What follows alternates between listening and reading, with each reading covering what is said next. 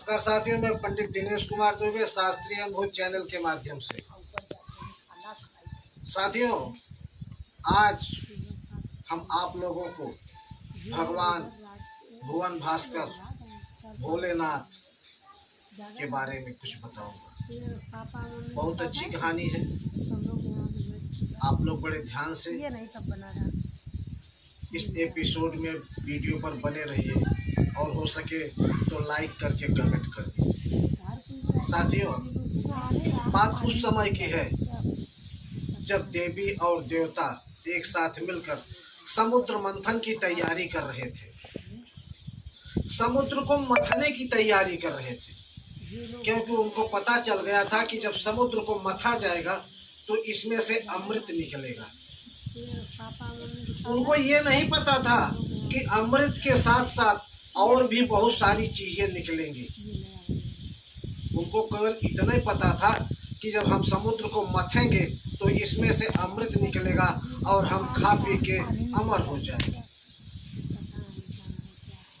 तो हुआ क्या, समुद्र को मथने की तैयारी शुरू हो गई।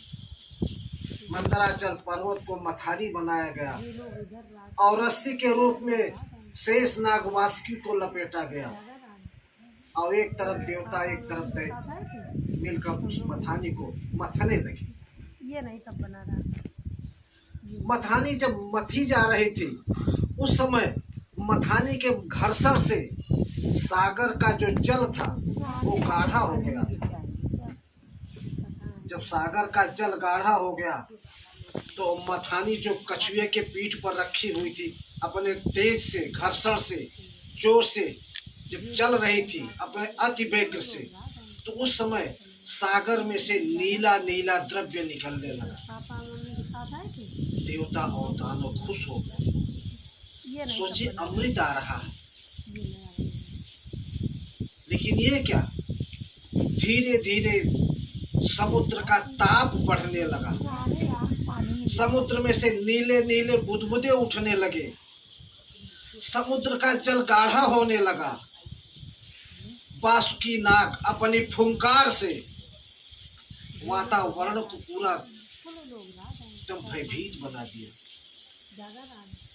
समुद्र तल पर नीले रंग का, जैसे मान लीजिए कोई नील घोर लिया गया हो, इस ढंग से समुद्र के ऊपर जो है धीरे धीरे बुदबुदे के रूप में आने लगा। जीव जंतु मरने लगे, ताप इतना बढ़ गया कि कुछ कहा न जाए।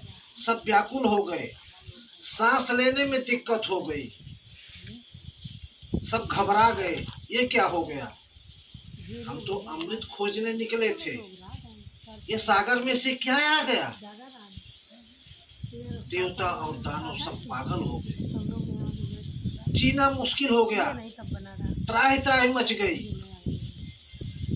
सांस अवरुद्ध हो गई, लगने लगा अब प्राण हो निकलने वाला है। देवी और देवता भागकर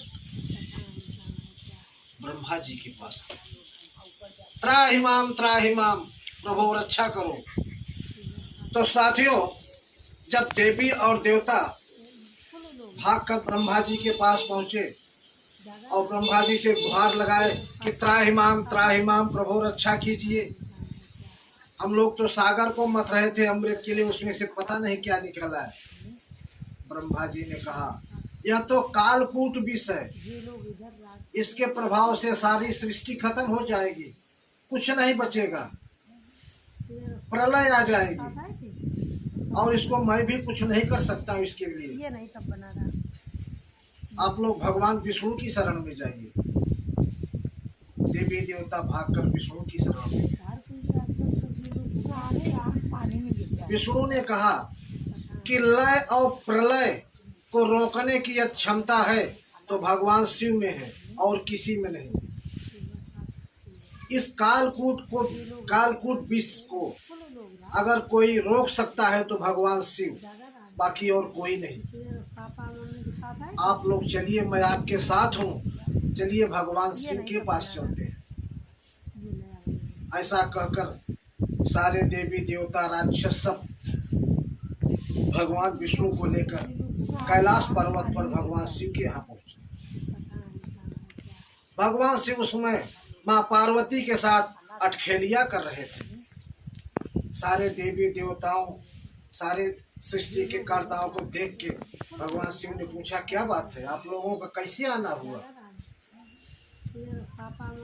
तब विष्णु भगवान ने कहा कि आप तो लय और प्रलय के ज्ञाता हैं, आप तो सब जानते हैं, फिर भी अगर आप पूछ रहे हैं तो मैं बताता हूँ। संसार रूपी समुद्र को मथने के लिए देवी देवता सागर मंथन कर रहे थे। उसमें से कालकूट विष निकला है और वो विष इतना जहरीला है कि सारी सृष्टि को अपने तेज से भस्म कर देगा। उसको केवल आप ही रोक सकते हैं।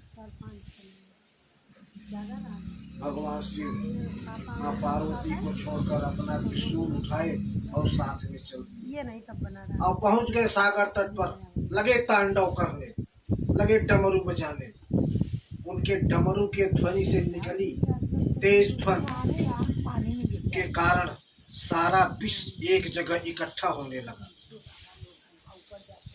जब सारा विश्व इकट्ठा हो गया तब भगवान शिव उसे अपने अंजुल से लेकर लगे पान कर। भगवान शिव जब उस कालकूट विष को पान कर रहे थे तो उनके शरीर का ताप इतना बढ़ गया, उनके मस्तिष्क का ताप इतना बढ़ गया कि लगा कि वे फट जाएगा। उसी समय ब्रह्मा जी ने गंगा जी को भगवान शिव के सर के ऊपर छोड़ दिया और गंगा जी का स्पर्श पाकर भगवान शिव का दिमाग थोड़ा ठंडा और उस कालकूट विष को उन्होंने न तो नीचे जाने दिया न तो ऊपर, अपने गले में ही रोक के रख लिया। इस कारण भगवान शिव नीलकंठ कहलाए। उस कालकूट विष के प्रभाव से उनका गला नीला पड़ गया। और साथियों एक चीज और बता दूं, भगवान शिव जब उस कालकूट विष का पान कर रहे थे अंजुल में लेकर, तो उनके अंगुलियों के पोरों से जो विष की कुछ बूंदें नीचे गिर रही थी उसे वासुकी जो शेषनाग थे वो उसको पान कर रहे थे। इसी कारण जो है भगवान शिव को सर्प अधिक प्रिय है और अपने गले में लपेटे रहते।